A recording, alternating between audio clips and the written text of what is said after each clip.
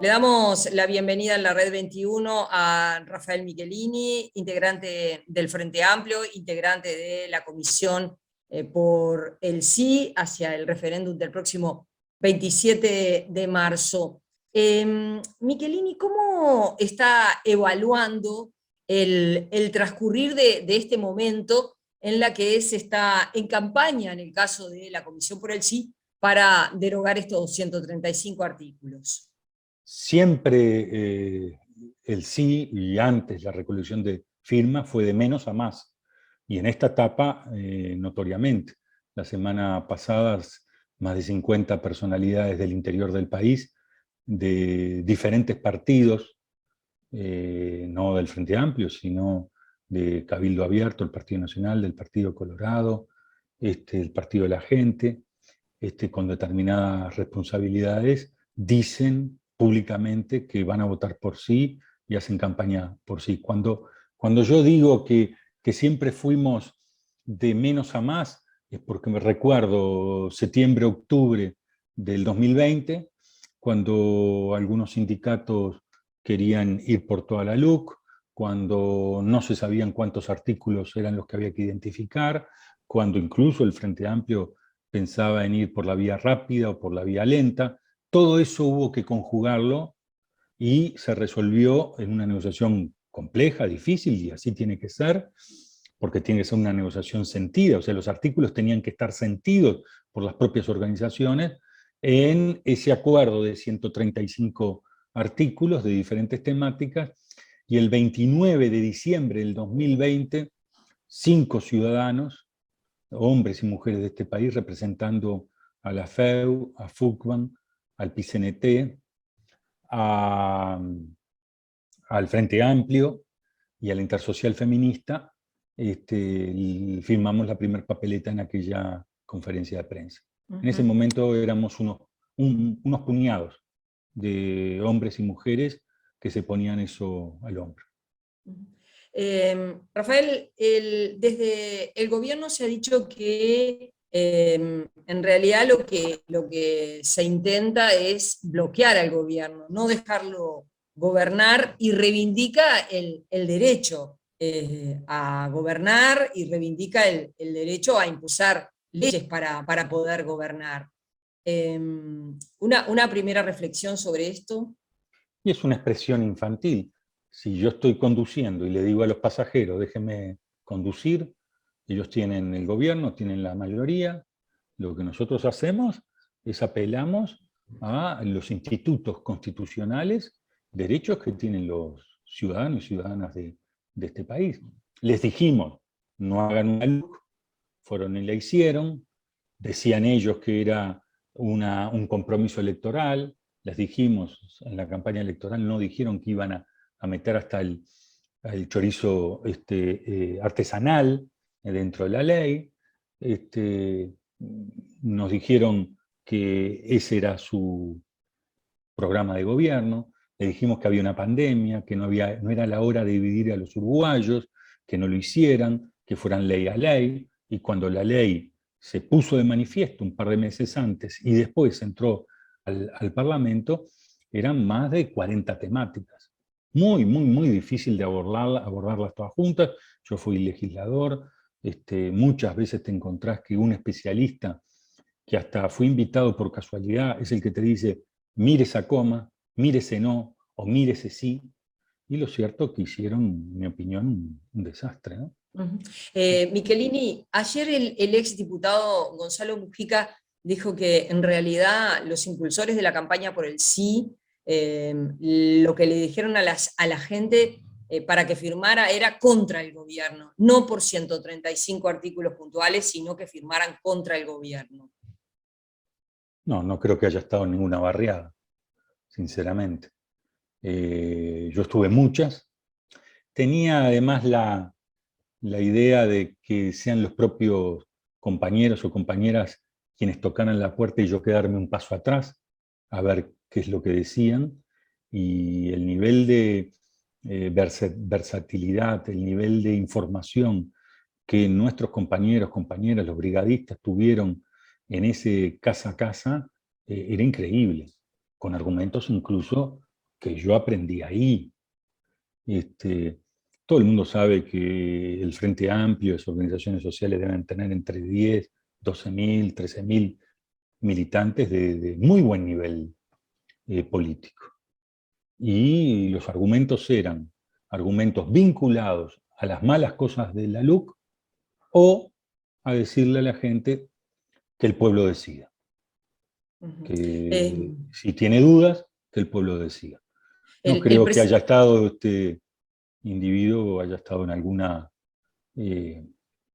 alguna barriada para saber qué era lo que se transmitía, ¿no?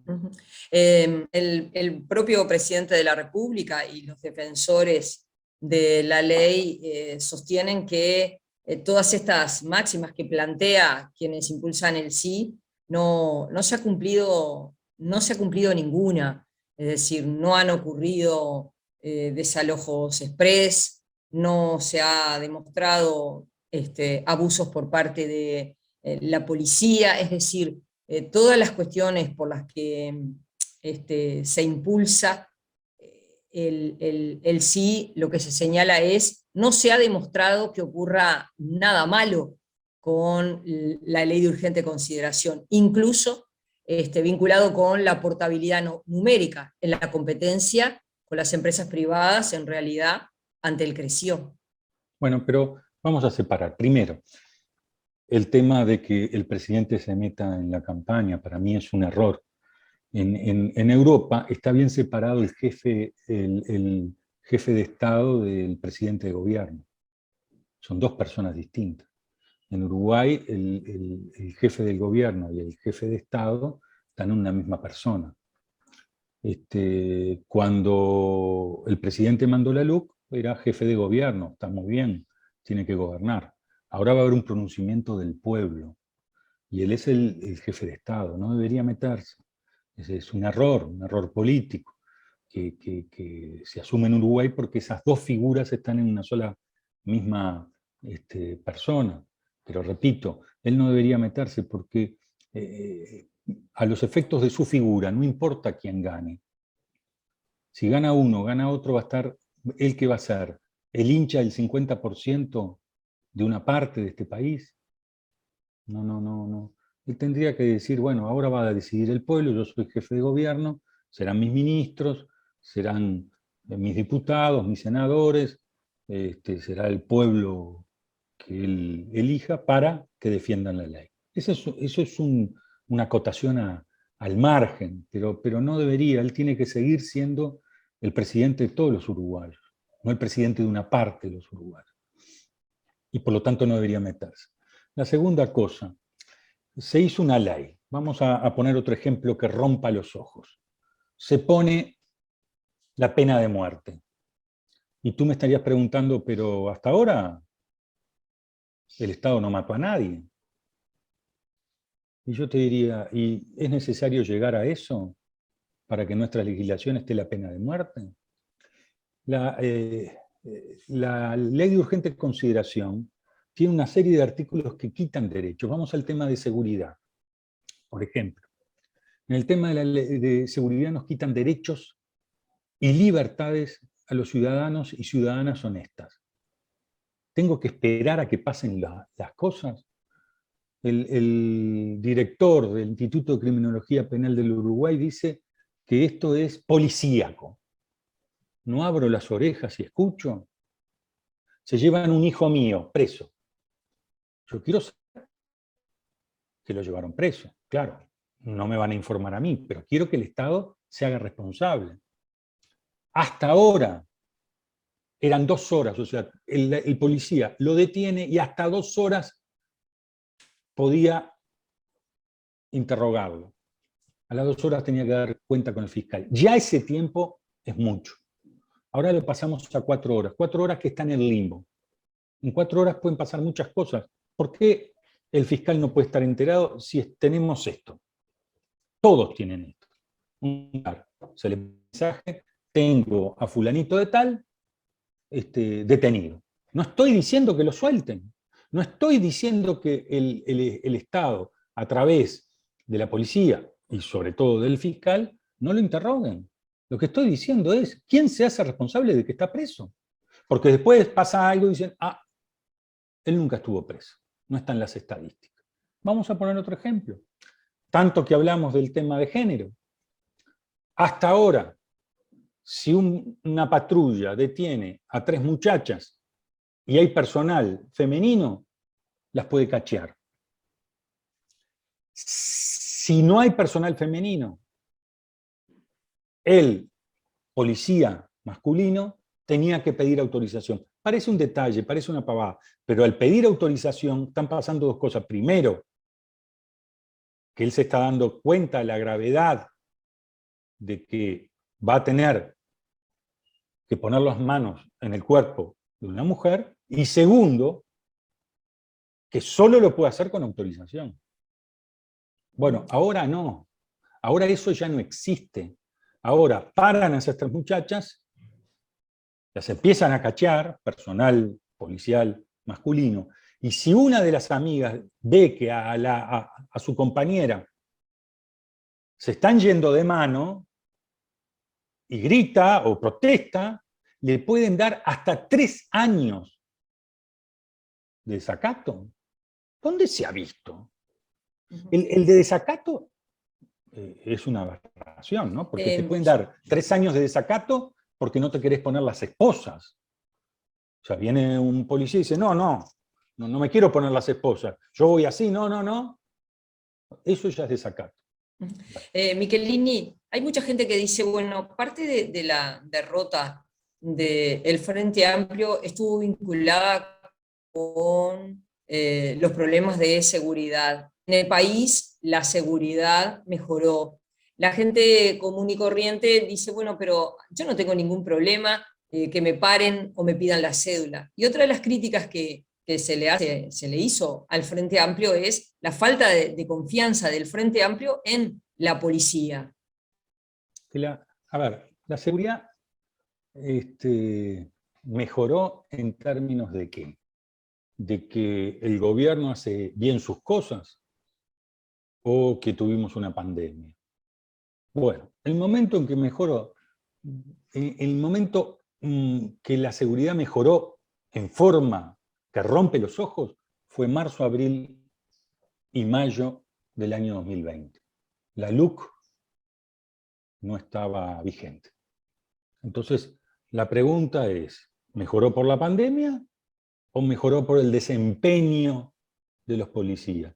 Si mejoró por el desempeño de los policías y del gobierno, ¿para qué la LUC? Y si mejoró por el tema de la pandemia, estas cuestiones de la LUC lo que hacen es empeorar, porque van por el camino contrario a lo que va el mundo. El mundo va por la inteligencia, cámaras, pesquisas, ADN, todo lo que es la inteligencia policial para que no haya impunidad. Para que no haya impunidad. O sea, todo el mundo sepa que te van a agarrar, que te van a capturar. Porque el que hace un delito cuenta de que no lo descubren. En el mismo momento que alguien piensa que hace un delito y lo van a descubrir, no lo hace. Bueno, el mundo va por la inteligencia y acá vamos al revés, por la brutalidad. O sea, a todos los ciudadanos los puedo detener. Si no tenés la cédula, así hayas salido al almacén, o sea, todas las cosas en las cuales presumen, no que cada persona es inocente hasta que se demuestre lo contrario, sino presumen que todos somos culpables hasta que demuestre que soy inocente. Y estas cosas que son delicadas y que el resto de la gente no puede no entenderla, son clave cuando te pasan. Hay gente que dice sí, mejoró. Yo pregunto, ¿las personas que dicen que sí mejoró fueron detenidas por la policía en este tiempo? Yo conozco 2 situaciones de detención. Una persona que la detienen cada vez que sale de la casa. Y es un sindicalista, ¿no? Por supuesto, con toda corrección, muestra el documento, esto, lo otro, lo cachean a veces. ¿no? La otra persona es una persona que llevaba a su anciana madre, se puso a llorar y lo trataron mal, le revisaron todo el auto, hasta que alguien se dio cuenta que había salido en televisión, y ahí se asustaron. Y ahí dijeron, no, no, disculpa, disculpa, disculpa. Ujú. Eso es así.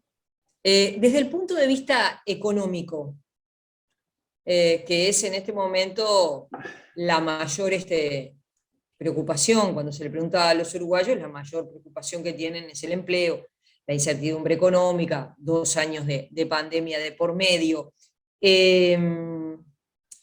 La LUC, estos 135 artículos, ¿tienen impacto negativo?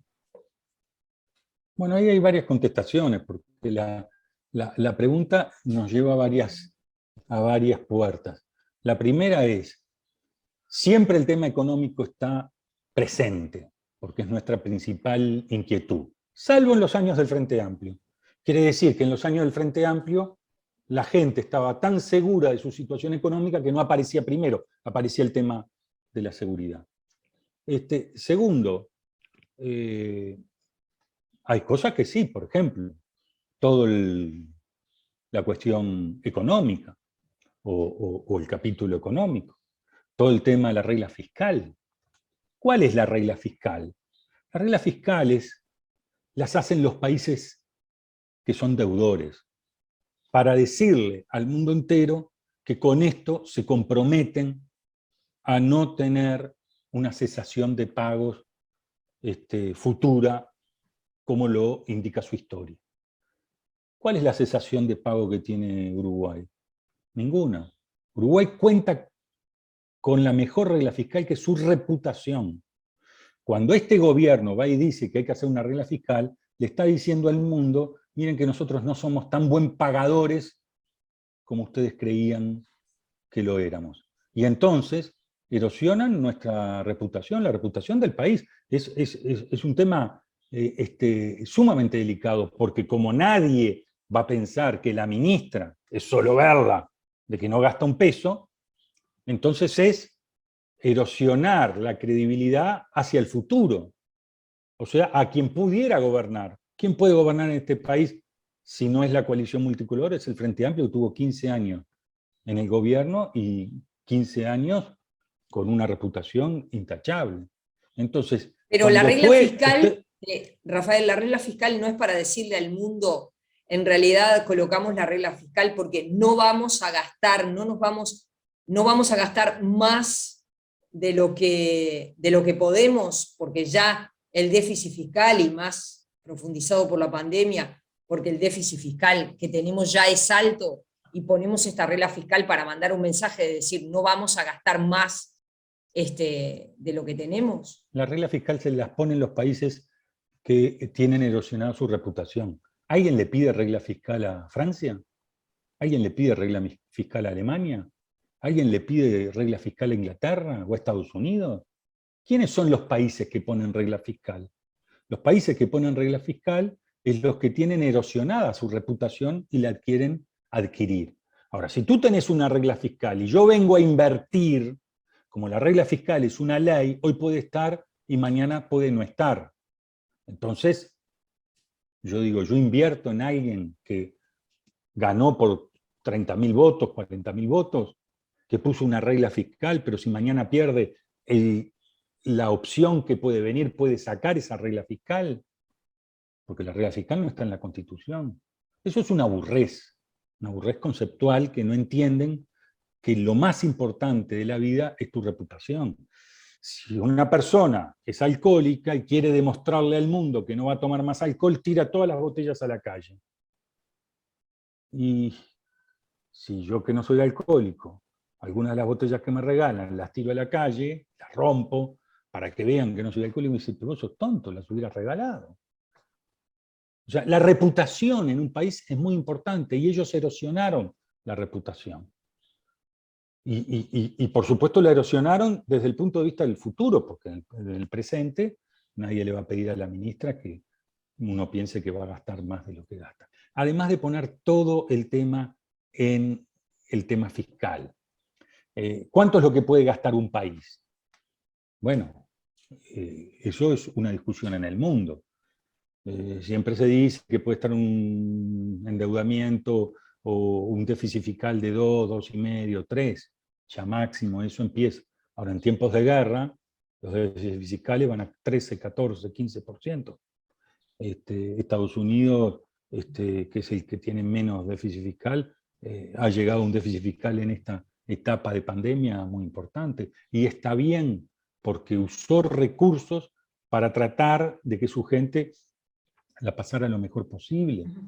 ¿El aumento de combustibles tiene que ver con estos 135 artículos de la LUC o en realidad el aumento de combustibles tiene que ver con una decisión de política económica que en realidad es independiente de la ley de urgente consideración? Son dos concepciones distintas. Si en el mundo sube el combustible, en Uruguay va a subir en algún momento. Pero son dos concepciones distintas. ¿Qué es lo que hacíamos hasta ahora? Antes de la LUC, se subía el combustible una vez por año y el Estado amortiguaba ese año.